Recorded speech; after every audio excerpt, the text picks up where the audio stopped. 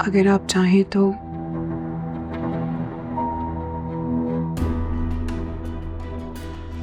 आप मेरे जूते से मेरी पिटाई कर दीजिए। आप 10 मारेंगी तो मैं 1 गिनूंगी, और सच में मैं आपको उफ तक नहीं कहूंगी। चलो। इतनी इंसल्ट मत करो इनके सामने।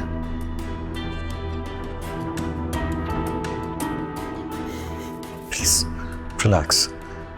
पापा है ना हमारे साथ। अब्बा को संभाल लेंगी ना? हाँ हाँ, फिक्र नहीं करो, मैं समझा दूंगी उन्हें। मुझे फिर भी सोच सोच के टेंशन हो रही है।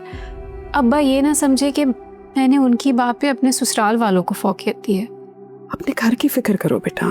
इस वक्त तुम्हारी सास को ज्यादा ख्याल और खिदमत की जरूरत है। हमें शर्मिंदा मत करना।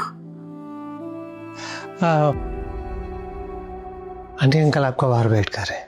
हाँ बेटे, बस आ ही रही थी, मुस्कान से बात करने के लिए रुक गए थे।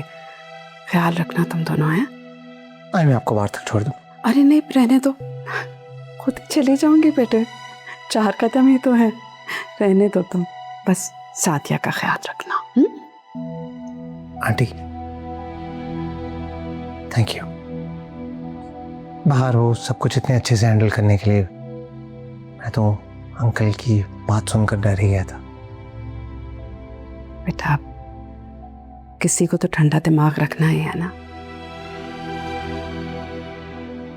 हम औरतों को तो आदत होती है, सारी उम्र बच बचाव करके चलते हैं। ये हुनर हमें आता है। ख्याल रखना। अल्लाह हाफिज। हाफिज।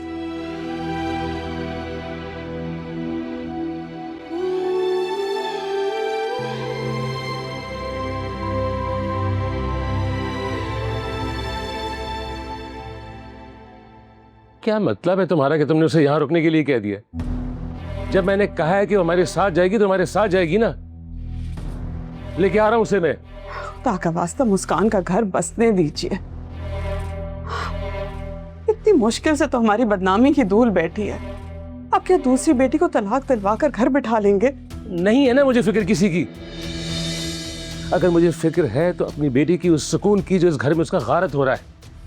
वो वापस नहीं आना चाहती, वो यहीं रहना चाहती है, सब कुछ ठीक करना चाहती है। आप उसे मौका तो दें। ये पट्टी भी तुम्ही ने पढ़ाई होगी ना उसको, ताबेदार और बेजुबान बहू बनकर रहने की इस घर में। आप मेरी बात समझने की कोशिश तो कीजिए। वक्त दीजिए लोगों को, रिश्तों को।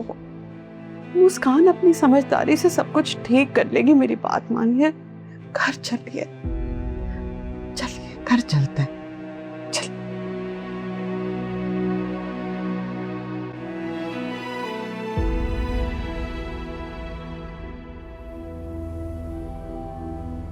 वेलकम। आज पहली बार तुम मेरा मतलब है हमारे इस हसीन से कमरे में आ रही हो। कैसा लगा?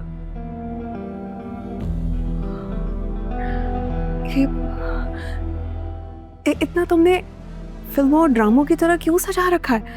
ये बहुत खूबसूरत है और बिल्कुल बिल्कुल एक ख्वाब की तरह। ख्वाब नहीं, यही तो हकीकत है। और आज से तुम इस कमरे की मालकिन, इनफैक्ट इस पूरे घर की मालकिन। And you deserve this.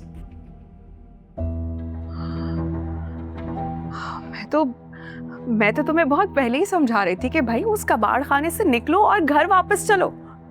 हाँ तो मान ली ना तुम्हारी बात। हाँ तो इसका तो तुम्हें मेरा शुक्रगुजार होना चाहिए।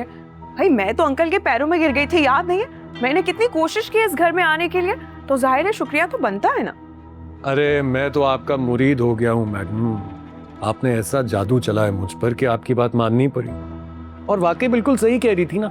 अगर तुम मेरे साथ आज यहाँ ना आती और ये सब कुछ ना होता तो इतनी आसानी से तुम्हें इस घर में एंट्री भी ना मिलती।